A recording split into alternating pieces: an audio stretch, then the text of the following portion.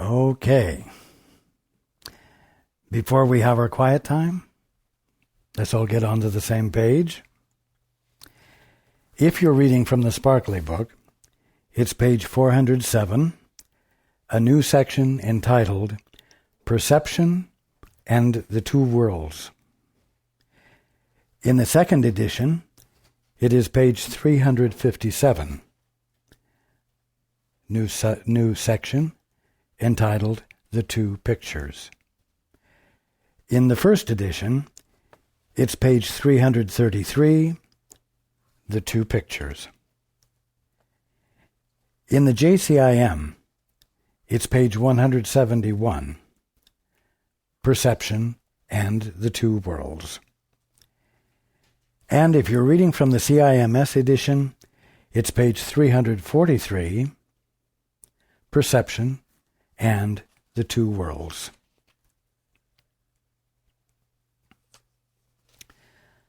Okay. Let's take a few moments to be quiet together.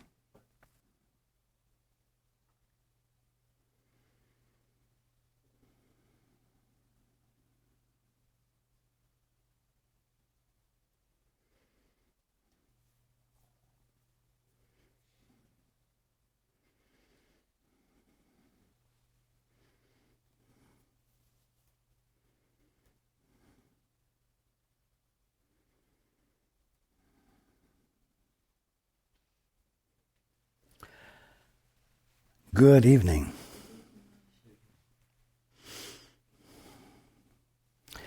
And welcome to everyone who's joining us on the internet. A new section, Perception and the Two Worlds. Well, there can't really be two worlds, can there? There can't be two of creation. Creation is infinite, singular, indivisible. So, what is called the two worlds must be two different ways of experiencing creation. And indeed, as we've been discussing, one of them is the view or experience of creation that is had in the holy instant. And the other is when you view and experience creation, the kingdom of heaven, from a so-called independent standpoint, which you have created out of your imagination, and which is applied to absolutely every aspect of creation, which is the movement of God.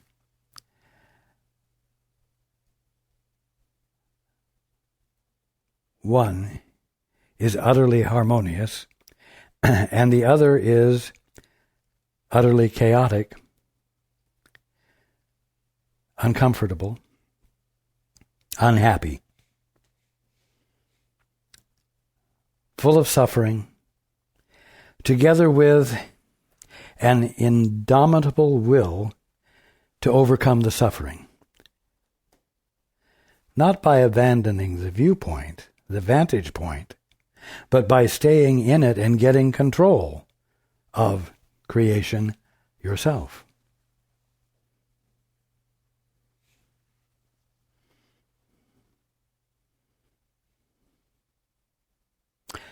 I'm here again to stand with all of you with the sole purpose of reinterpreting your perception of the kingdom of heaven, which you are entertaining from the vantage point of being an independent agent.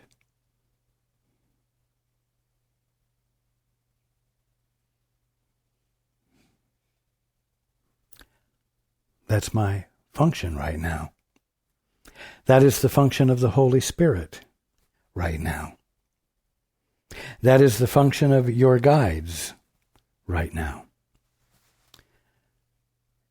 everything is geared to, or geared toward, your waking up, your coming back into your full capacity as that conscious awareness which is inseparable from the mind of God, which holds itself apart no longer,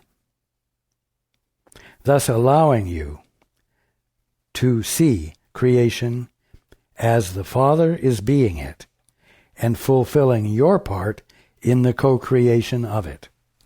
It's that simple.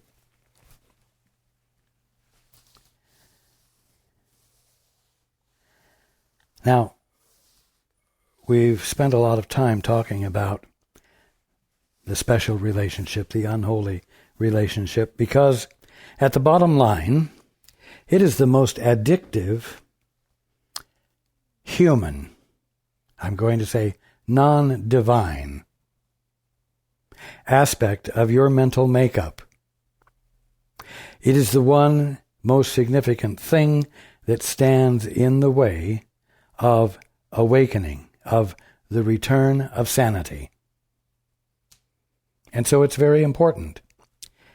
And at the same time that you begin to see how not only unproductive the special relationship is, but how destructive it is, you will arrive at a point where, although it still seems like something worth hanging on to, you will be willing to abandon it, because you are beginning, through reason, to see that everything associated with it is illusory, and that it is keeping you in a state of insanity. At the least, it's keeping you in a state of the inability to see truly. That is the definition of insanity, isn't it? It is absolutely necessary for you to arrive at a point where it is reasonable enough to consider the fact that your independent assessment of everything stands in opposition to your being, stands in denial of what you truly are.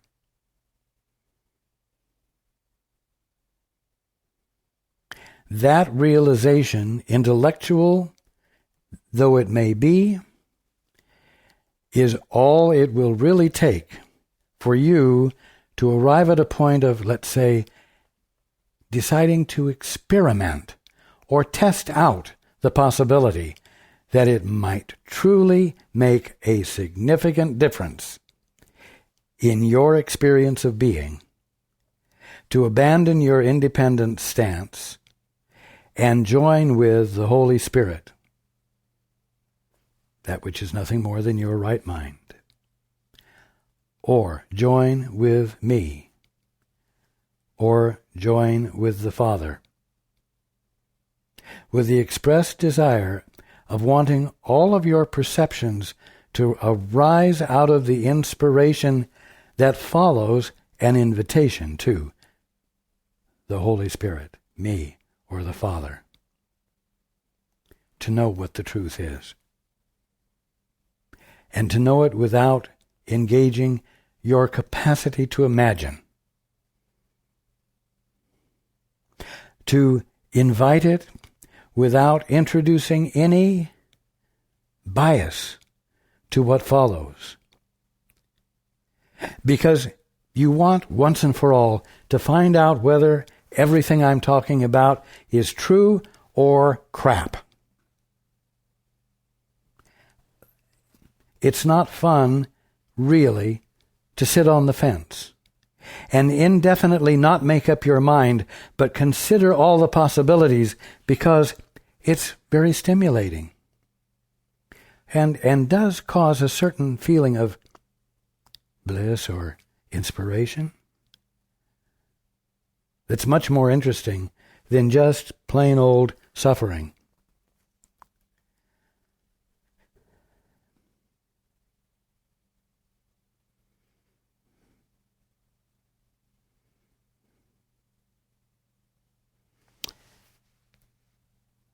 Let's go into the book. Perception and the Two Worlds, or the two pictures, depending upon which versions of the course you're reading.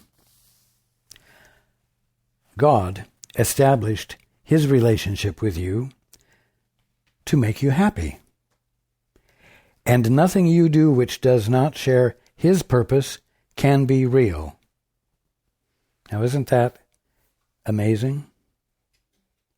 With all of the power, you might say, with the omnipotent presence that God is, it's amazing, isn't it, that a purpose would be established for relationships as simple as to be happy.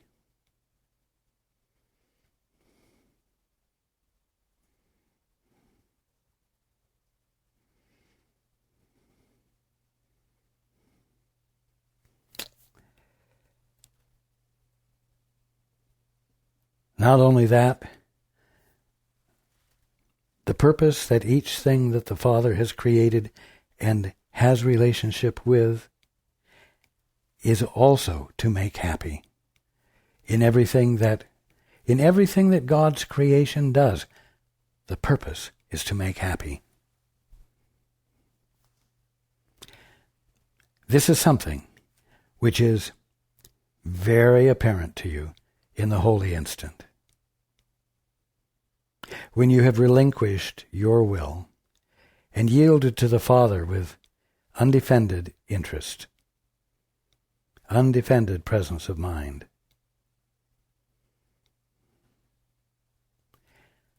Everyone loves to be happy.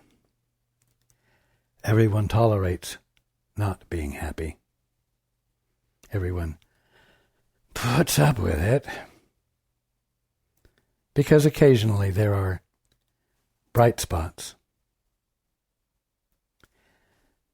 But it's important to know that the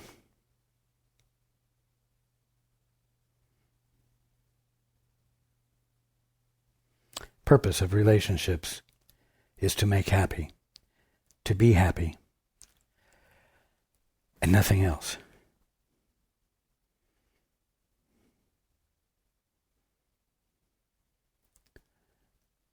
Why?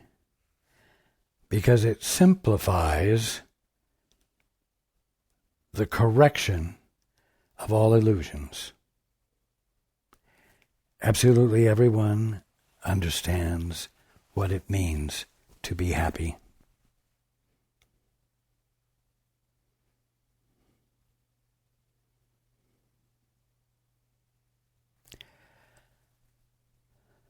Not everyone is inclined to devote himself or herself to expressing that which makes happy.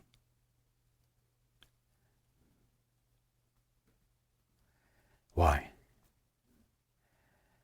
Because when one is imagining that he or she is an independent agent, something which arose out of a physical a physical action called fertilization of an egg by a sperm, everything you engage in is, at the bottom line, for self-protection. Therefore, if at any point you do engage in making happy, it's only because the making happy of someone will protect you, and not out of any actual gift of caring.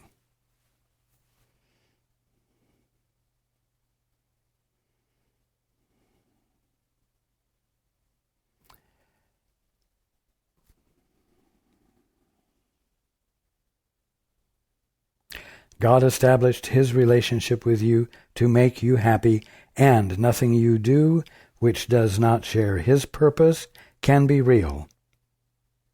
The purpose God ascribed to anything, meaning anything that he created, the purpose God ascribed to anything is its only function. What does that mean? It means that you, as his creation, are already whole, and you need do nothing to embellish it. You need do nothing to improve it. You can dare to peacefully and willingly abide in the wholeness of you, in the wholeness of your being,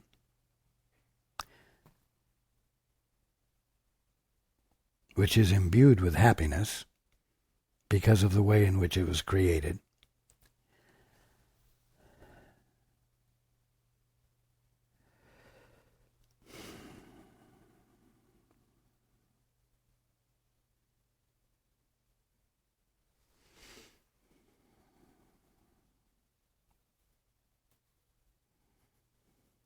I'm sorry, I lost it.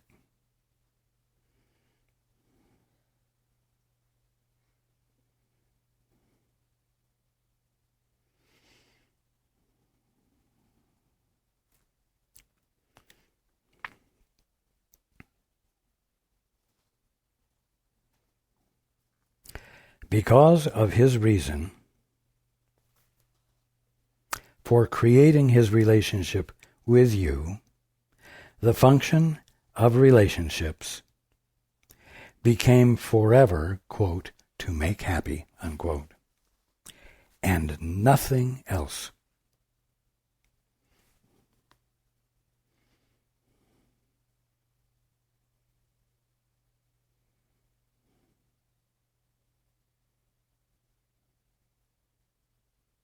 If you abide in that without trying to add anything to it, without trying to make it different in any way, you will find yourself coming back into the conscious experience of your already created wholeness and your already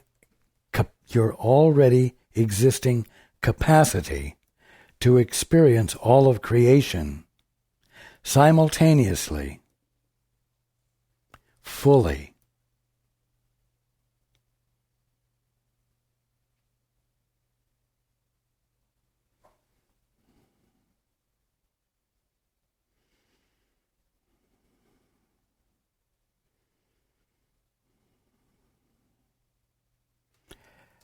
Without conflict, without suffering, without sorrow, but with happiness.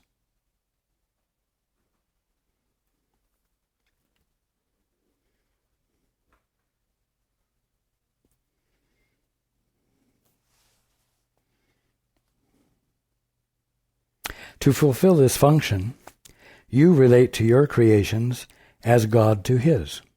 That's to fulfill this function. Of course, you're not fulfilling it because you're engaged in the practice of special relationships for the purpose of self-protection, self-preservation. Because you don't have available to you at the moment the full conscious experience of your wholeness, in which the universal is all of you.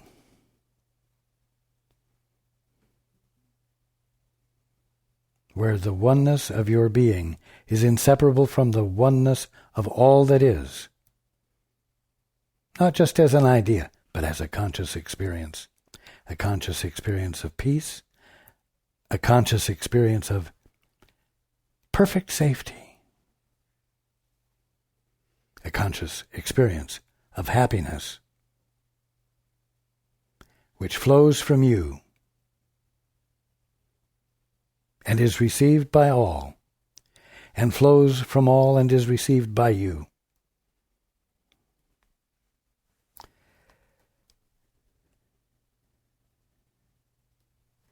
Now, let's make this practical. This experience I'm talking about is an experience to be had right here, right now, in what you call the material world and universe. This happiness is to be experienced by all mankind, by all countries. It will find itself expressed uninhibitedly in what you call politics, or what you could call infinite cooperation, not infinite infighting and jealousy and trying to get the better of a situation at someone else's disadvantage for greater self-protection. It's to be experienced here.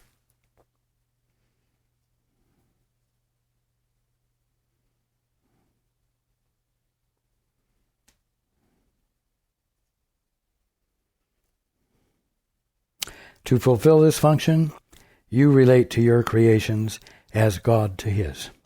For nothing God created is apart from happiness, and nothing God created but would extend happiness as its creator did. Whatever fulfills this function cannot be real. Well, you are all having the experience of what fulfills that function not. The stress, the strain, the tension, the fighting, the arguing, the getting the best of each other that is going on in your world, all demonstrate the fact that extending happiness is not what everyone is engaged in. It's also very clear that the reason it's not being engaged in is because everyone feels threatened. And why does everyone feel threatened? Because everyone knows that everyone else wants to get the best of him or wants to get the best of her. Everyone knows that the motive is not happiness. And so self-protection is in full swing. So what does this mean? We're talking about this wonderful thing called the two-step and the practice of the holy instant. Moving into that place where God's laws prevail.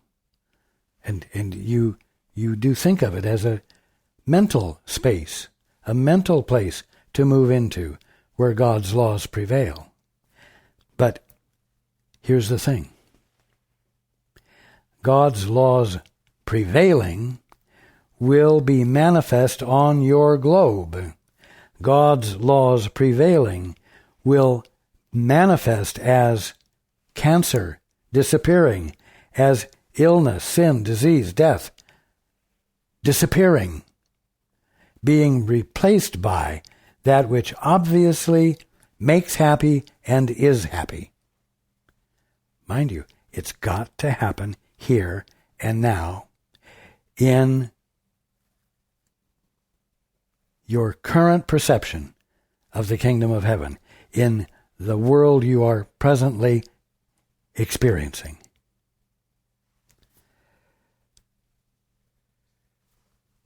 Remember, waking up is going to be you experiencing the kingdom of heaven clearly. And experiencing the kingdom of heaven clearly is going to mean your current perception of the world is going to become radically and clearly the evidence of God being right now. In other words, the kingdom of heaven. What does this mean? It means that the practice of the holy instant and the practice of the two-step is something that applies to relationships between you and your fellow man right here on earth, between your country and another country right here on earth, between all of the nations on the globe, where a shift, because effort has been put into it, takes place, and everyone begins to do that which makes happy, and therefore begins to reflect God's purpose and the way God has made it all. In this world it is impossible to create. What world?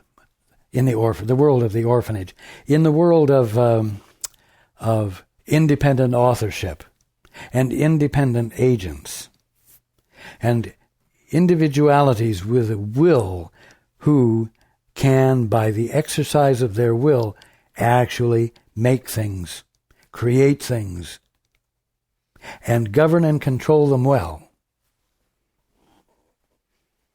That's not a real world. That's a misunderstanding of self and the kingdom of heaven. It's a misunderstanding of the Holy Son of God, the Holy Daughter of God that you are, and the kingdom of heaven. In this world it is impossible to create, yet it is possible to make happy. Why? How could that be? Because no matter how you are interpreting what you are, no matter what kind of a shadow image you are creating for yourself about yourself, you can't stop being the son or daughter of God. You cannot alter what you are divinely in any way. And so, this son or daughter of God that you are acts, and the action is something far beyond the limited perceptions you are applying to it.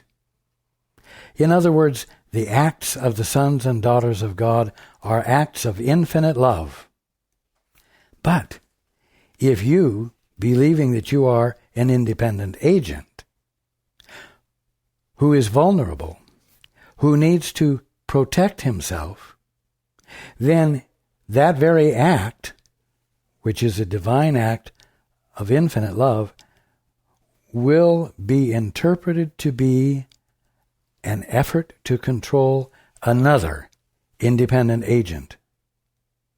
And there will be no love in it, and it will be usury, and it will be to the disadvantage of both, you and the one, this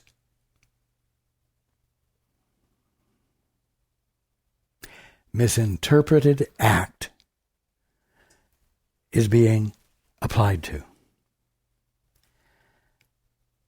Now, in this world it is impossible to create, yet it is possible to make happy. We have said repeatedly that the Holy Spirit would not deprive you of your special relationships, but would transform them. Why wouldn't the Holy Spirit deprive you of your special relationships? Because any relationship that you're in, the son or daughter of God that you are, no matter what you believe you are, is a holy relationship, one that you need not be deprived of. You don't need to be deprived of the relationship. You need to be deprived of the misinterpretation of the relationship. And that's why the Holy Spirit would not deprive you of your special relationships, which is a simple misinterpretation of a holy one, but would transform them, uncover to you, reveal to you the holy relationship that it really is, beyond the very specific, finite, mean-spirited definitions you have applied to it because of the mean-spirited purpose you had in mind for engaging in that act, which would be to your benefit and not to the others, you see? And so the more of what God is being there in this act of the Holy Son or Daughter of God will still occur, but you won't be conscious of it. But it will be there for the Holy Spirit to illuminate to you. And when you finally stop attempting to willfully be in charge, you will find yourself fully experiencing the acts of creation that the Holy Son or Daughter of God that you are has been engaged in all the while that you thought you were some pissant little mortal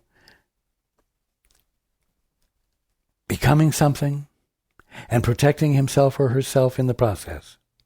You see?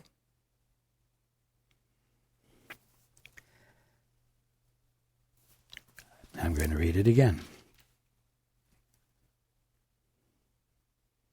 We have said repeatedly that the Holy Spirit would not deprive you of your special relationships, but would transform them. And, by that, all that is meant is that he will restore to them the function given them by God.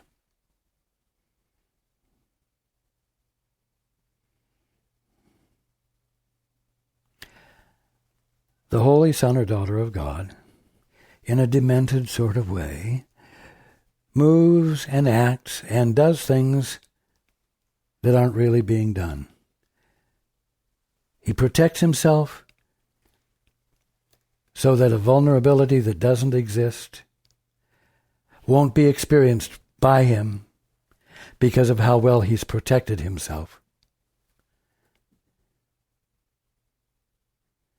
You see, the fact is that in that action, nothing is being done because there's no protection that's needed, and it's an act of an insane mind seeing danger where there is none at all.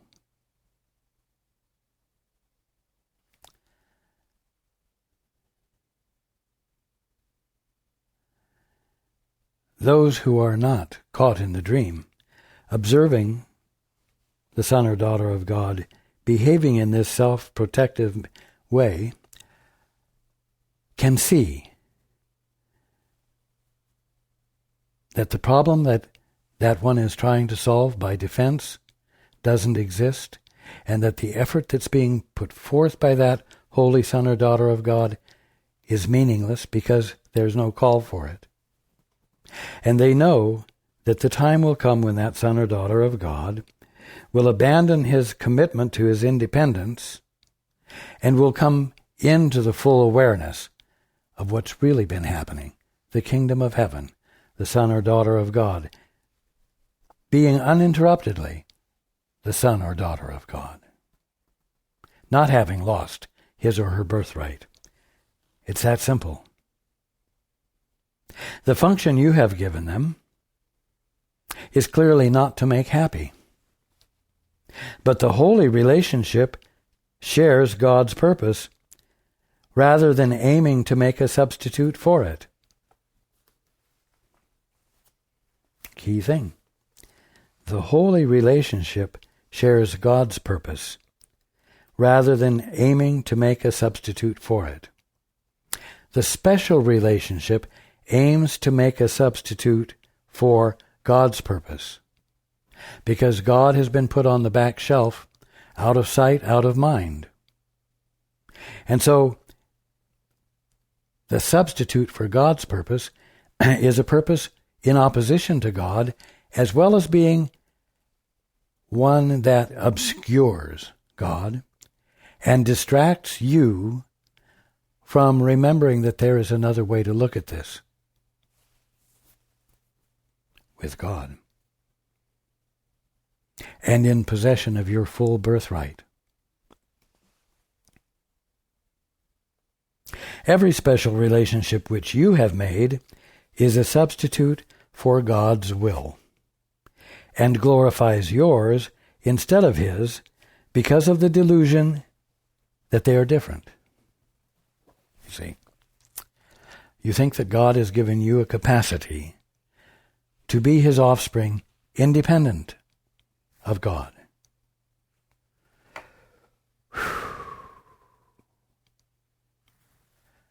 And therefore, that it's your task and your duty and your God-given ability to express your will without ever coordinating or cooperating with the Father, without ever bothering to find out whether there is something beyond your imagination for you to fit in with, something infinitely stable, something infinitely secure, that it's your birthright to function within the structure of truth and love, the structure of divine principle. You see?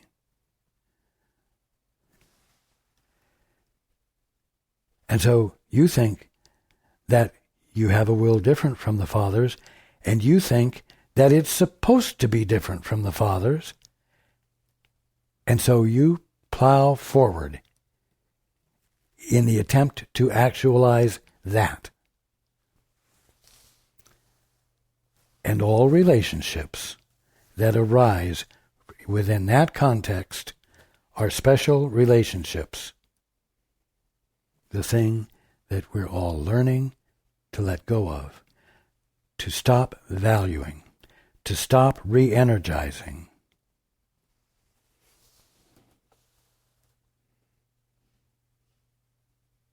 You have made very real relationships, even in this world, which you do not recognize, simply because you have raised their substitutes to such predominance that, when truth calls to you, as it does constantly, you answer with a substitute. Okay, let's go back. You have made very real relationships. That means divinely actual.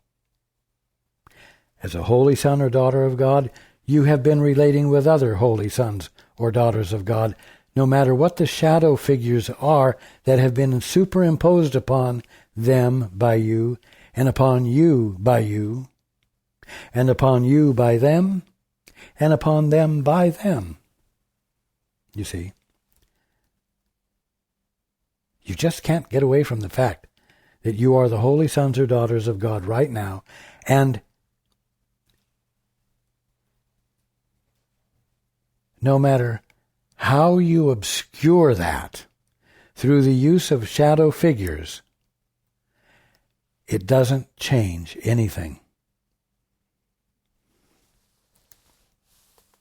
So you have made very real relationships, even in this world, which you do not recognize. You don't recognize because you are superimposing shadow figures, your own peculiar, unique definitions, and the purposes you have assigned to everything, all relative to your need for self-protection. So you have made very real relationships, even in this world, which you do not recognize, simply because you have raised their substitutes, the shadow images, your meanings, your definitions, your concepts, to such predominance that when truth calls to you, in other words, the divine actuality of all of these relationships, as it does constantly, you answer with a substitute. You, who are what I say you are,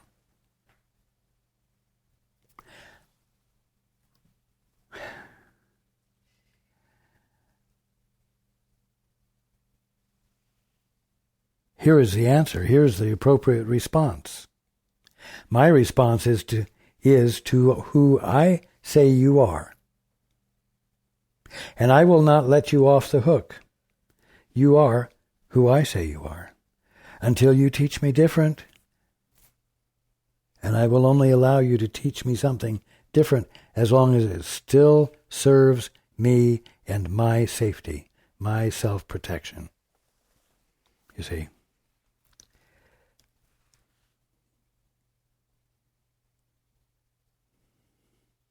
Can I make it any clearer than this? Right here in this room are holy sons and daughters of God, nothing more and nothing less. And everyone who is watching at this moment, or everyone who is listening at this moment, are holy sons or daughters of God. All of us, holy sons and daughters of God, are in relationship with each other right now, right in the middle of the kingdom of heaven, having this insane distraction of peculiar and unique definitions that you have all agreed to apply to everything you're experiencing, which obscures the kingdom of heaven and the holy sons and daughters of God that you are. Why is this important? Because the fact that you are presently the sons and daughters of God means you do not have to work toward becoming them. You do not have to go through a process of self-improvement. You do not have to go through a process of training your mind so that it becomes worthy of discerning the truth. All it requires is a willingness to consider, maybe this is true. Maybe it's worthwhile for me to abandon all of the definitions I've been applying to everything and genuinely expressing curiosity. Father, what is the truth here? Father, what is the more of what you're being right here? Father, help me to see the sons and daughters of God that are all around me, and help me know that I, the one who is seeing them, is also a son or daughter of God. Help me abandon some contentious process of getting from one world to the other. Let me just be curious.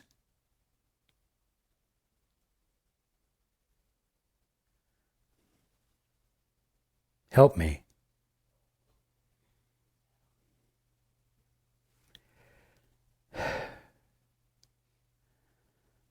I'm tired of suffering. I'm tired to see what obviously isn't the kingdom of heaven. I'm tired of being confronted with other people's poor estimates of me. And I'm almost tired of impressing others with my poor estimate of them.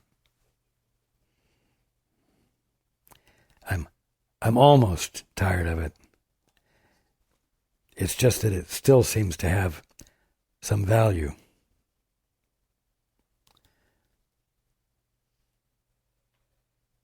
Help me go ahead and let go.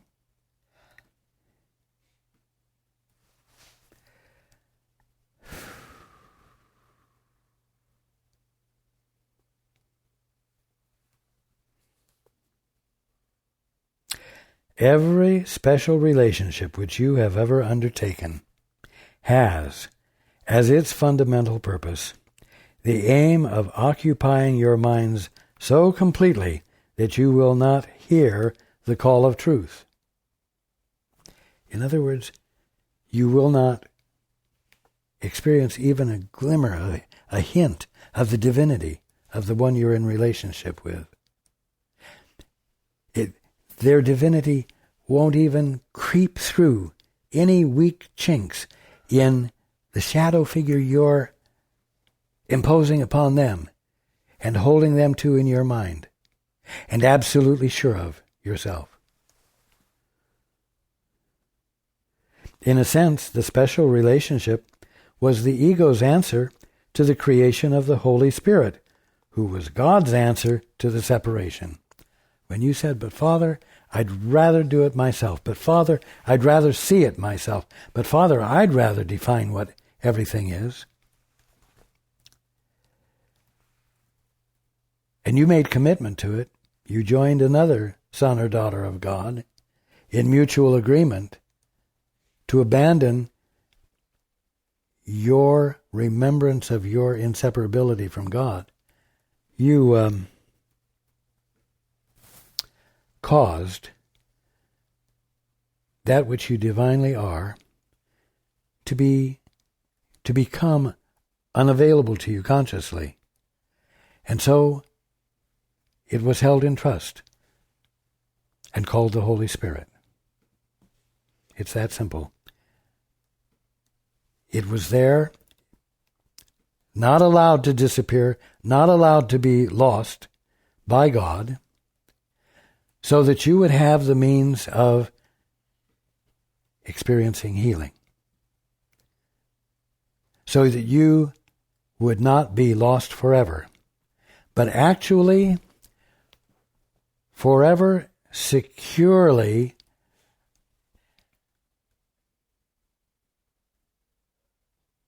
tethered to an inevitable reawakening. It's that simple. That was God's answer to the separation.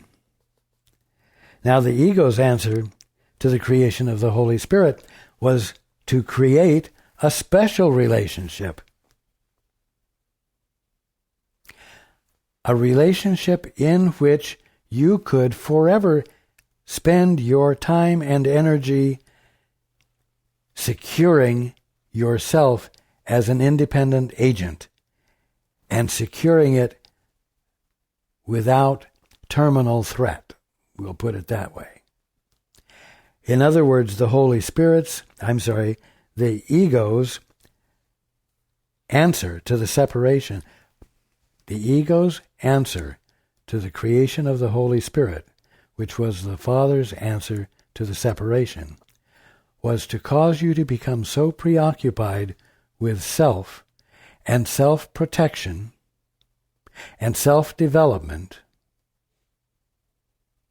that you couldn't possibly have enough attention left over to hear the Holy Spirit, which is the Father's answer to the separation.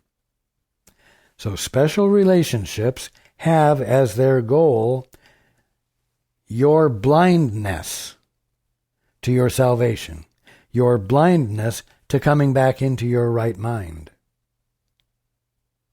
And this is why it's so important to understand the nature of special relationships so that you can see how unattractive they are and how destructive they are, so that you find yourself having justification for practicing the holy instant and reuniting with your source by reaching out to it and abandoning your supposed capacity to function autonomously, successfully.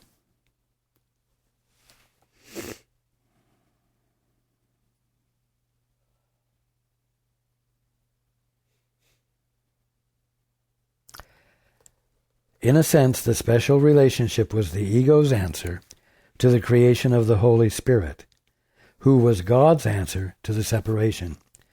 For although the ego did not understand what had been created, meaning the Holy Spirit, it was aware of threat.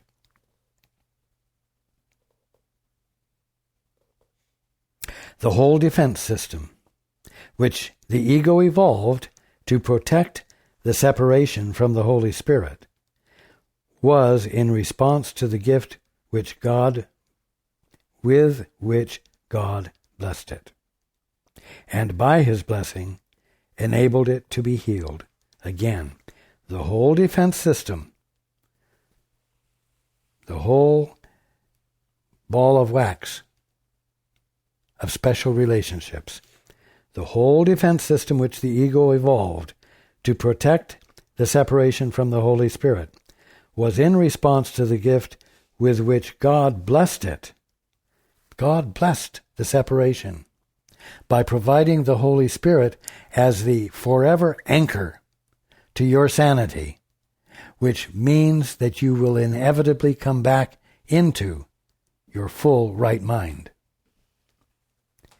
And by his blessing, by God's blessing, enabled it to be healed, enabled the separation to be healed. You see, no matter how enamored you are with special relationships, no matter how devoted you are to being utterly clear in your mind as an orphan, and no matter how skilled you become at manipulating people for your safety,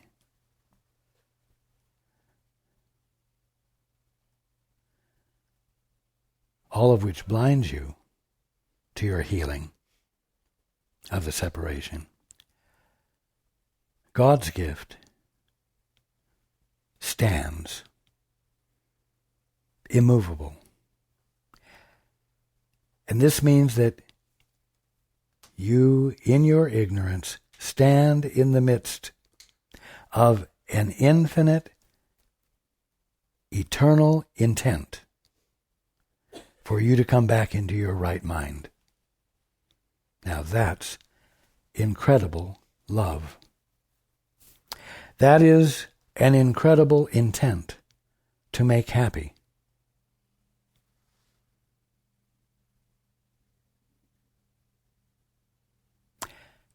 And what is required of you is to abandon your self-protection and your defense and replace it with the intent to make happy in every relationship you experience every day.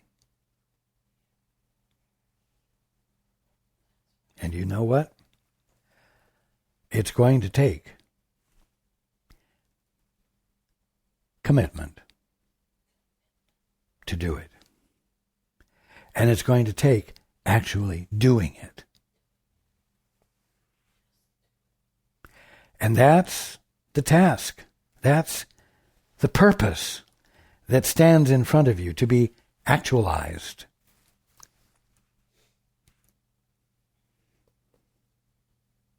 This blessing, the gift of the Holy Spirit, which the Father made, this blessing holds within itself the truth about everything. And the truth is that the Holy Spirit is in close relationship with you. After all, it's nothing more than your right mind. Because in Him is your relationship with God restored to you. The relationship with Him has never been broken, because the Holy Spirit has not been separate from anyone since the separation. And through Him have all your holy relationships been carefully preserved to serve God's purpose for you. The Holy Spirit, that which is nothing more than your right mind, has held every act that you, as the son or daughter of God, have engaged in that is an expression of your divine purpose, has held it inviolably unchanged from its real nature, and all of it awaits your rediscovery as you decide to stop claiming to be tiny.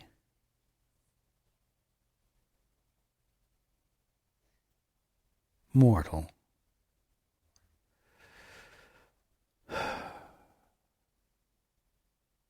On your way to the grave.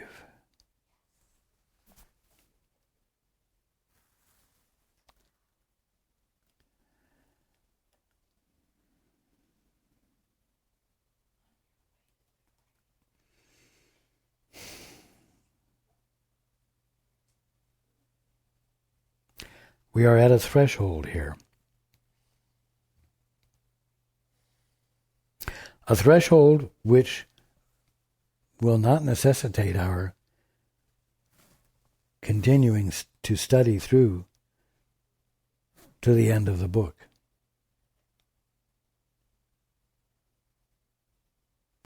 I assure you that there's no necessity of delay or process. But you do need to arrive at a point where you're willing to consider that everything you're experiencing at the moment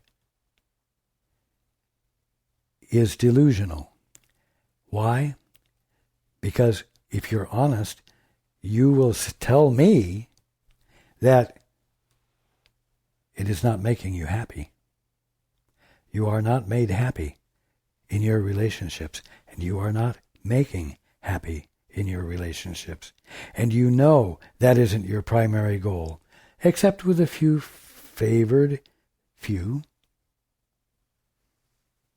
Otherwise, you're careful, you're on the defense, you're making sure no one gyps you out of anything, and you are sure that if you're not on guard, you will be taken advantage of.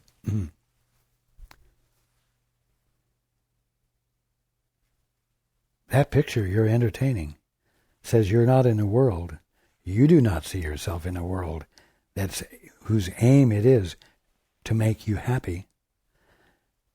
And you can see that as long as you're entertaining these shadow images about your world, you're not about to become undefendedly willing to make happy your world.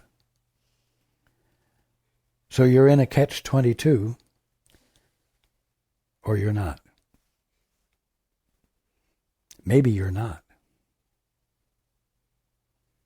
Maybe all you have to do is practice the two-step.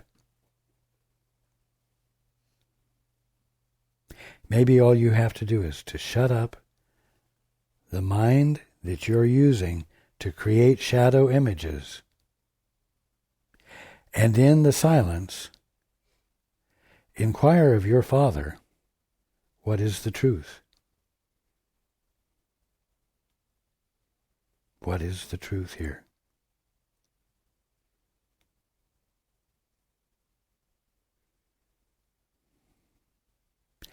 Help me to learn how to make happy, not as a means of self-protection, but as a sheer expression of love.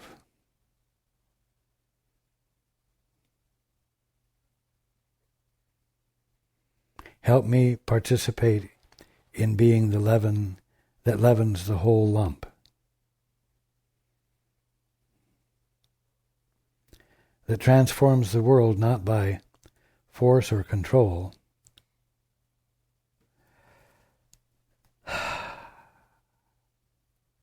but by neglecting to hold all of it or any part of it within the confines of a special relationship.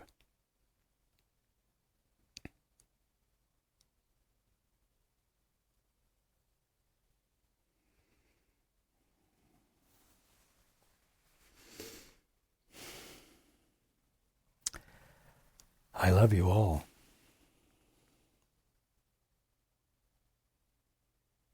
And this is a wonderful point of growth. It's a wonderful threshold to be at the edge of. I encourage you not to be afraid of it. I encourage you to embrace it. And I encourage you to abandon yourself to it.